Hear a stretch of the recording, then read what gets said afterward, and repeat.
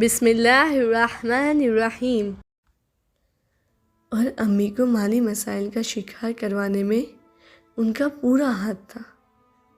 سعید وہ تھا جسے ابو نے ان سالوں میں بہت پیار و محبت دکھایا تھا، اور جب سعید نے ابو کے ساتھ جانے کا اظہار کیا تو ابو نے بہت آرام سے اس کے چہرے کی طرف دیکھا اور بولے، جتنی بری تمہاری عادتیں ہیں، مریم کے گھر لے کر جاؤں گا تو میری بے عزتی کا باعث ہی بنو گے، اور مریم بھی نہ مانے گی۔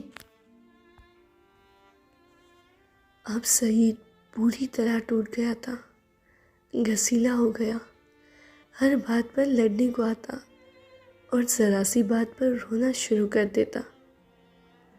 آخر انٹری ٹیسٹ کا جواب بھی آ گیا اور میں نے خاموشی سے ڈاکیومنٹس اٹھائے اور یونیورسٹی میں کسی فیلڈ میں پڑھائی کے لیے غور و فکر کرنے لگا۔ شہدا، ہم شرمندہ ہیں، قسط 66۔ ماموں کے ساتھ فیصلہ کیا کہ مشہد جائے، نانی اماں کے گھر، یعنی اب جا کر اس گھر میں رہے۔ ویسے تو خاندان کی 2 بہنوں نے اعتراض بھی کیا کہ یہ گھر وراثت کا ہے اور سب کا حصہ ہے، لیکن باقی سب مان گئے، اور سب سے بڑھ کر ماموں محمد نے ہمارا ساتھ دیا، اور اس طرح ہم مشہد جانے کا منصوبہ بنانے لگے۔ میرے ذہن میں ایک اور بھی مسئلہ تھا کہ مستقبل کے لیے کس فیلڈ کا انتخاب کروں۔ کچھ ماہ پہلے سوچ بھی نہ سکتا تھا کہ اس طرح مجھے اکیلے ہی فیصلہ کرنا پڑے گا۔ اب جو بھی پڑھنا تھا مشہد ہی میں پڑھنا تھا، جو بھی مل جاتا۔ اب میں گھر کا بڑا بیٹا تھا اور ان کی ذمہ داری مجھ پر تھی۔ ہم سامان باندھ رہے تھے، الہام کی غیر موجودگی سب کو محسوس ہو رہی تھی۔ امی ابو کی علیحدگی کی خبر پھیل چکی تھی اور سب لوگوں، رشتہ داروں کی طنز اور باتیں شروع ہو چکی تھی۔ امی جیسے بہت جذباتی دباؤ کا شکار تھی۔ اب وہ وقت تھا کہ علم ہو رہا تھا کہ ہمارے ارد گرد کس طرح کے لوگ رہتے ہیں۔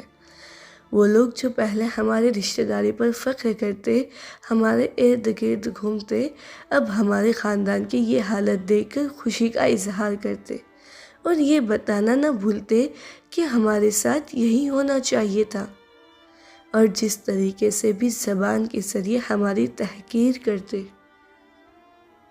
لیکن جب بھی کوئی طنز کرتا یا ہمیں حقیر سمجھتا، میری نظر میں وہ شخص بہت بیچارہ لگتا، اور وہ لوگ اتنے فقیر تھے، اتنی ان کی زندگی خالی اور لذت کے بغیر تھی کہ اپنی زندگی سے لذت اٹھانے کے لیے وہ دوسروں کی مشکلات اور پریشانیوں پر خوش ہوتے۔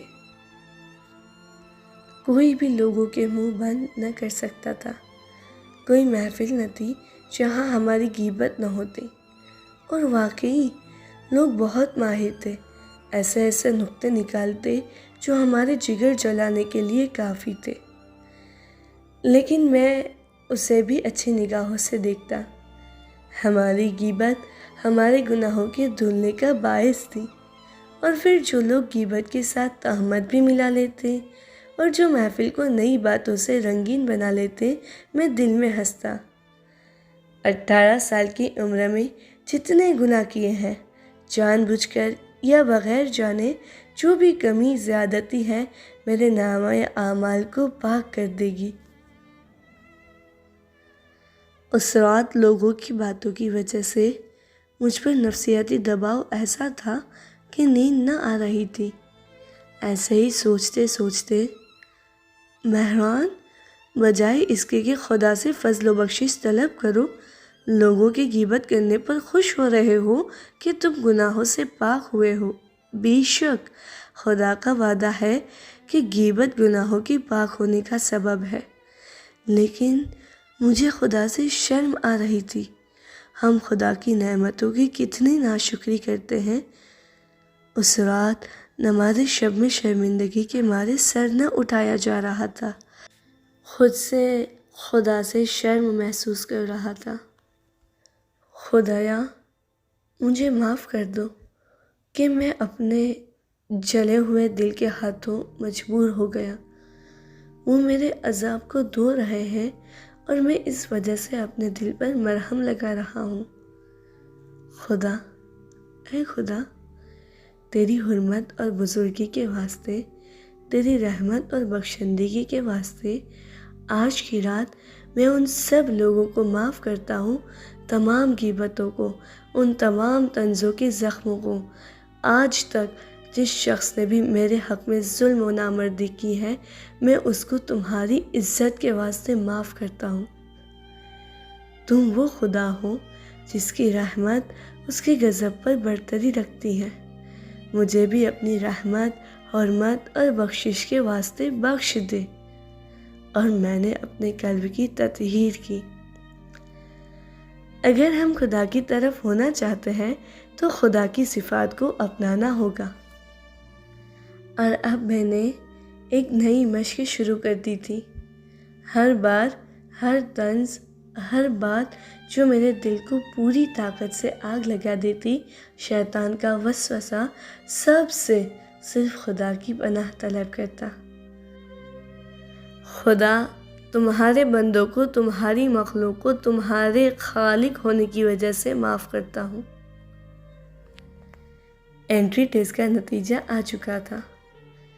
دروازے سے اندر جاتے انیسہ خانم نظر آئی۔ بڑے خاص انداز سے مجھے دیکھا اور بولی، آغا مہران، کس فیلڈ کے لیے پاس ہوئے ہو؟ کون سی یونیورسٹی جاؤ گے؟ تمہاری ذہانت تو بہت مشہور ہے، اب تمہیں ڈاکٹر بلائے یا نہیں؟ میں ہنسا، پھر سر جھکا کر بولا، نہ انیسہ خانم، میڈیکل تو نہیں، لیکن انشاءاللہ مشہد کی اچھی یونیورسٹی میں داخلہ ہو جائے گا۔ ابھی میرا جملہ برا بھی نہ ہوا تھا کہ وہ طنزیہ انداز میں مسکرائی۔